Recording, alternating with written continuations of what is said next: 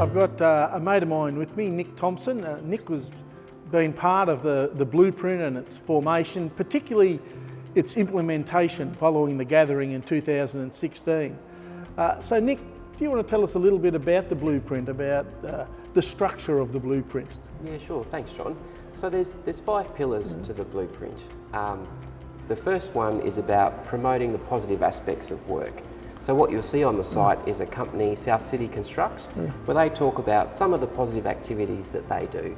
It's really simple. It's things like having a barbecue once a month. It's checking in with people. It's making sure there's a positive culture and that the positive things that happen at work are coming through to construction workers on a day-to-day basis. So that's the first pillar. It's a good pillar, isn't it? Like, a lot of people have negative connotations of work, but there's actually good parts about being at work and being employed, isn't there? That's right, right. The second pillar is preventing hazards. So we know that the construction industry can be pretty tough at times. There's long working hours, there's a lot of pressure to get the job done. And it's important that companies have a process and policies around how they structure their work and how workers are looked after when they're in that high pressured environment. Important, everyone has a right to go to work and come home, and it's safety is right. Critical. But this is about mental health safety, isn't it? That's right. And if you look at the site, we've got Ryan from Multiplex talking about how they make sure that safety is incorporated into everything they do, and that mental health is incorporated into that safety approach as well. That's fantastic. Yeah. And what other pillars sit in there, Nick? The third pillar is providing mental health and suicide prevention literacy, something that Mates has been doing for about 14 years. Our sweet spot. So we've got Sean Evans, the director of Evans Built, talking about how they've incorporated the Mates program throughout all of their job sites and how they have a conversation with their subcontractors to make sure that they're part of the program as well. Yeah. It's an interesting space, isn't it? Like, I think back to when we started and no one talked about mental health, particularly in construction.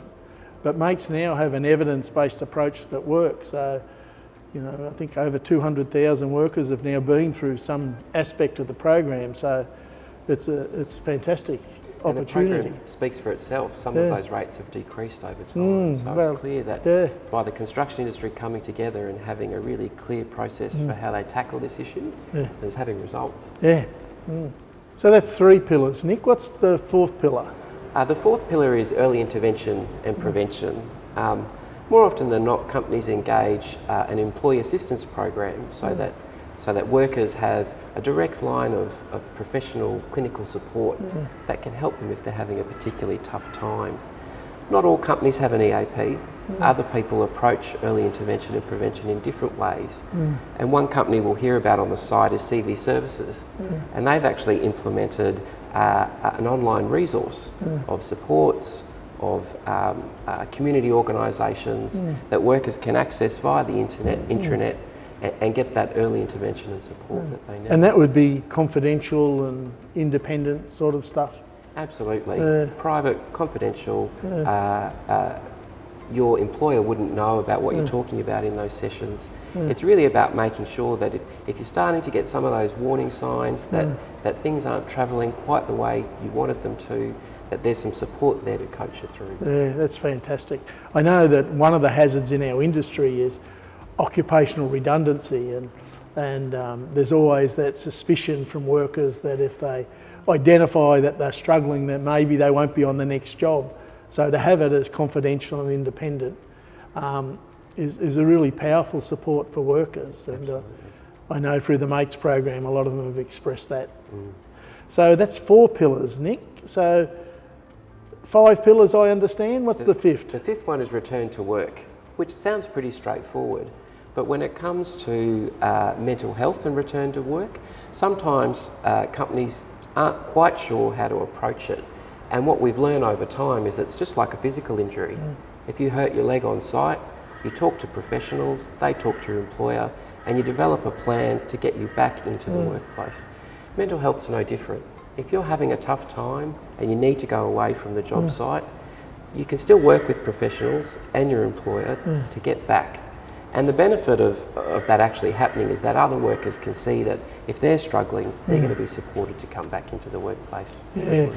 Yeah, part of it's that normalisation, isn't it? That we have physical health and mental health, and we've got to look after both of them. That's right. Whereas traditionally we've just gone, we look after physical health and we don't talk about mental health.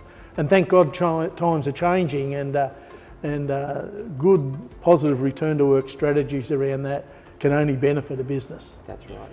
So we're going to hear on the website from Danny O'Reilly about how Hutchinson's builders actually approach their return to work policies.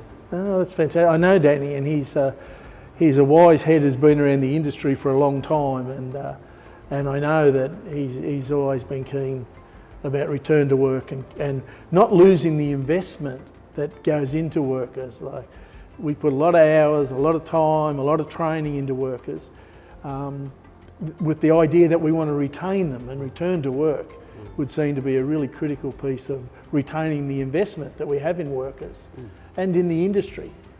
So they're the 5 pillars of the blueprint. So we'll be launching those videos to start with on this website, but over time we're going to be including some additional information. We'll be hearing from Dr. Tony Lamentine about what is best practice, and we'll also have some information from Andrew Douglas, who's a legal expert in this particular field of what are the responsibilities of an employer when it comes to a legal framework and mental health. That's fantastic. They're both quality people. They actually have international renown, both of them, in the field of mental health, legal obligations and integrated approaches in the workplace. So that'll be a real bonus add-on to what we're talking about. So Nick, that's 5 pillars, and that sounds simple and easy to follow. I like simple things. Come from construction, simple is best. What about the process that runs with that? Like, surely it's not as simple as I think it is it? Is there things that we do that run with that? There are. So if a company does approach us and they want to endorse the blueprint, we do 2 things. So the first is an employer survey, and that just takes you through the 5 pillars, what you might be doing on site, and some things that you might be able to do to improve over time. So after they've completed that survey, they get a report that just explains how they've rated their overall performance against this framework versus every other company that's ever done the survey. So it's a good tool to be able to look at how you're tracking and where you might be able to focus some of your attention. So sort of standardised benchmark. That's right, it's a benchmark. Which we're used to that in the construction industry, so that is really helpful. The other part of this is that we want to make sure workers are included in the conversation. So we've worked with Griffith over time to develop a tool for them called the People at Work Construction Tool, and that's also available for companies to do with their workforce, so that you're actually getting a report about how they're travelling and some of the psychosocial hazards that might be impacting a particular site at a particular time. So that gives them like a diagnostic tool. That's right. Fantastic.